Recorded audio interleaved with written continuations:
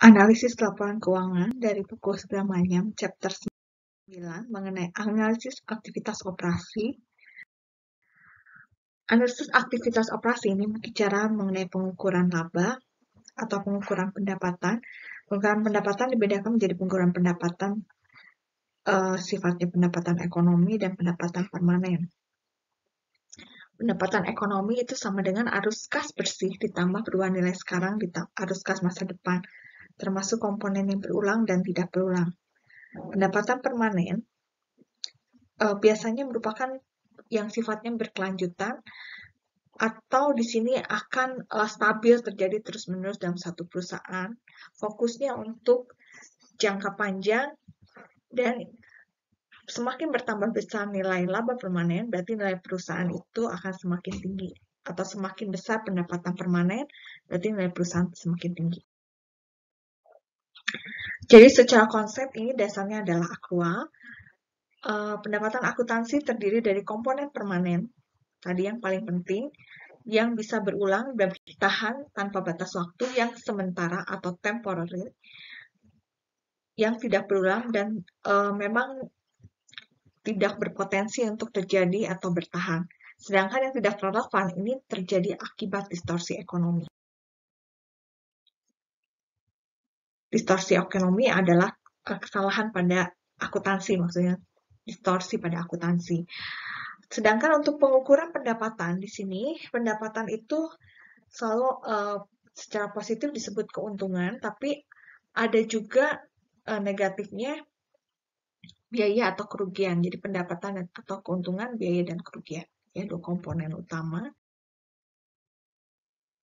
Tapi ada perbedaan di sini, kalau yang sifatnya pendapatan itu menimbulkan arus kas masuk atau arus kas masuk prospektif dari operasi, sedangkan untuk keuntungan itu untuk yang dari potensi non-operasi arus kas masuknya.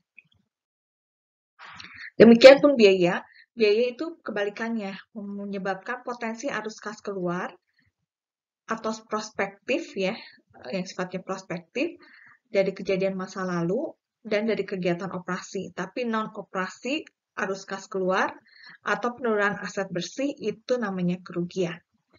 Biaya dan kerugian adalah sumber yang bisa dikonsumsi atau dihabiskan hilang dalam mengejar pendapatan dan keuntungan.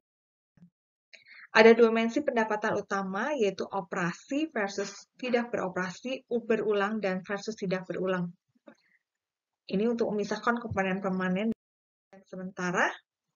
Alternatif dari pengukuran pendapatan di sini laba bersih secara luas dianggap sebagai ukuran pendapatan garis bawah. Pendapatan komprehensif ini mencakup sebagian besar perubahan ekuitas yang dihasilkan dari sumber non pemilik. Sebenarnya di sini ukuran laba pendapatan dan proksi akuntan untuk pendapatan ekonomi. Dan melanjutkan pendapatan tidak termasuk barang yang sifatnya luar biasa. Pendapatan inti ini mengecualikan semua item yang tidak berulang dari laba bersih. Yang kita analisis ini ada 3 aspek penting berkaitan dengan pendapatan yang dihasilkan dari operasi, apa, dan fokus pendapatan bagi perusahaan dan pendapatan non-operasional. Ini berguna untuk memisahkan komponen yang tidak beroperasi yang berkaitan dengan investasi. Jadi kalau yang menguntungkan bagi perusahaan, yang dianalisis sebesar mana laba permanen yang dihasilkan oleh perusahaan dan aktivitas operasinya itu memang efektif ya menghasilkan laba. Di analisis di sini pendapatan komprehensif itu sama dengan other comprehensive income plus minus unrealized holding gain or loss from foreign currency transaction adjustment, post-payment benefit adjustment, unrealized holding gain or loss or derivative instrument pada comprehensive income. Non-recurring income-nya pos luar biasa yang dihentikan, perubahan akuntansi, restrukturisasi, dan untuk pos-pos yang sifatnya spesial. Pos luar biasa contohnya adalah bencana alam ya, gempa bumi, angin ribut dan sebagainya ya. Ini pengungkapan dan akuntansi dikasihkan terpisah dalam laporan laba rugi mengeluarkan laba permanen, memasukkan daripada perhitungan laba ekonomi. Ya. Akuntansi di sini ada 2 bagian, yang sekarang dan 2 tahun sebelumnya yang disajikan kembali ya, terkait laba bersihnya. Ada pos operasi yang dihentikan di sini, itu menyesuaikan dari yang sekarang dan laba yang masa lalu dengan mengeluarkan efek daripada kegiatan operasi yang dihentikan. Perubahan akuntansi, ini kalau akuntansi berubah dari satu prinsip ke prinsip lainnya, pengungkapan yang harus dimasukkan di situ adalah sifat dan justifikasi daripada perubahan, efek daripada perubahan pendapatan akuntansi sekarang atau laba akuntansi earning per share dan earning per share dari income statement-nya ya. Nah, untuk perubahan akuntansi di sini, ini dasarnya adalah tentunya akuntansi. Jadi ada aplikasi prospektifnya dan pengungkapan efek daripada laba sekarang dan EPS-nya ya. Yang dianalisis, nah perubahan akuntansi di sini biasanya sifatnya adalah untuk tujuan mempercantik laporan keuangan. Ada sifat manajemen laba, nggak ada arus kas masuk di sini, tapi bisa merefleksikan realitas ekonomi yang sebenarnya mendekati ya, dan bisa merefleksikan tadi manajemen laba ya.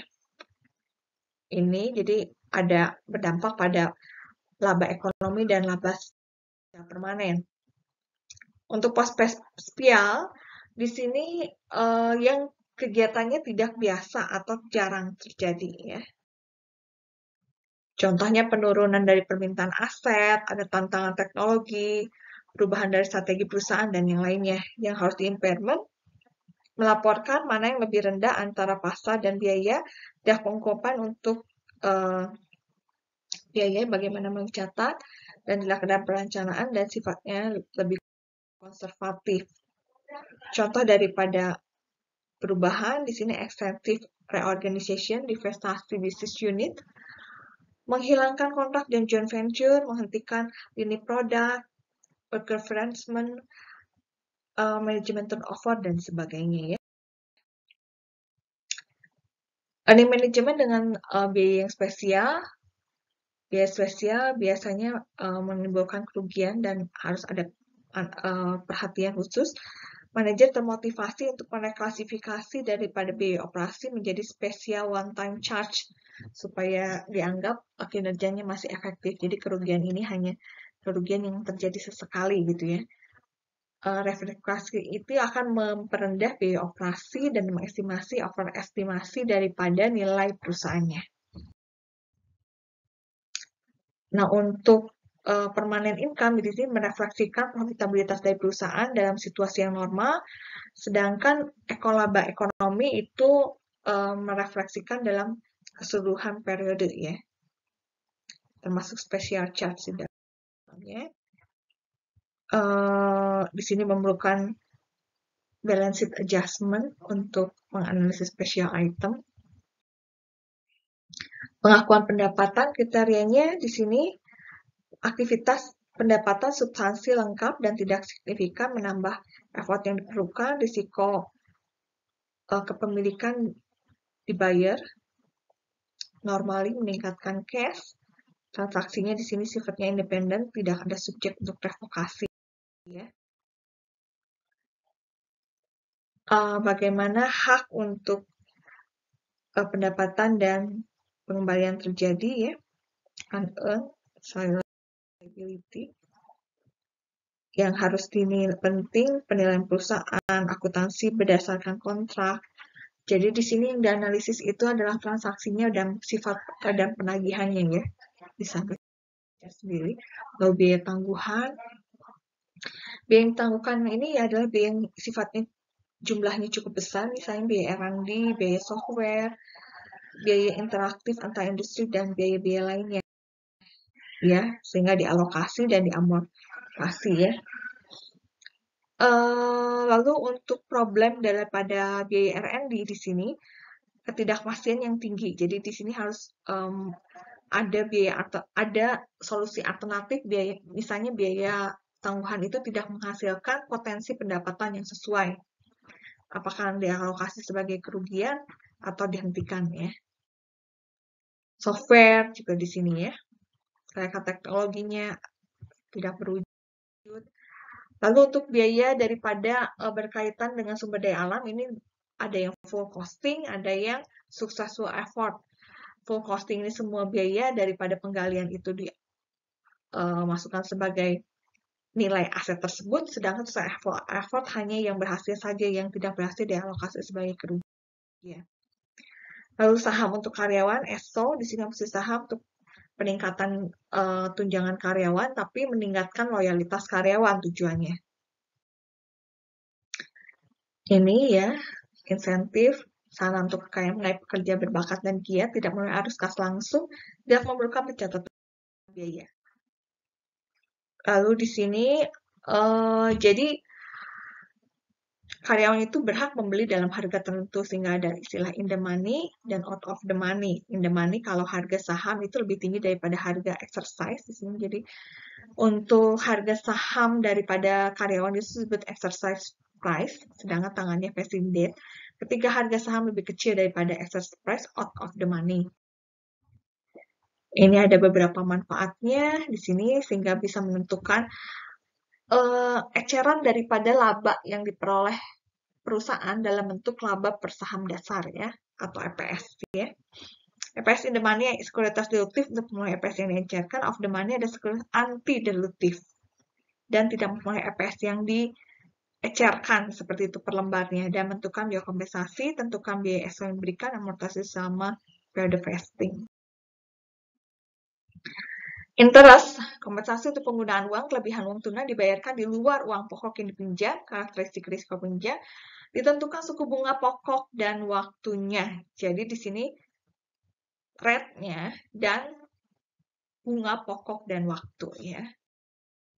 Cost, interest daripada convertible debt ini mengabaikan dari prinsip biaya untuk tujuan konversi ya.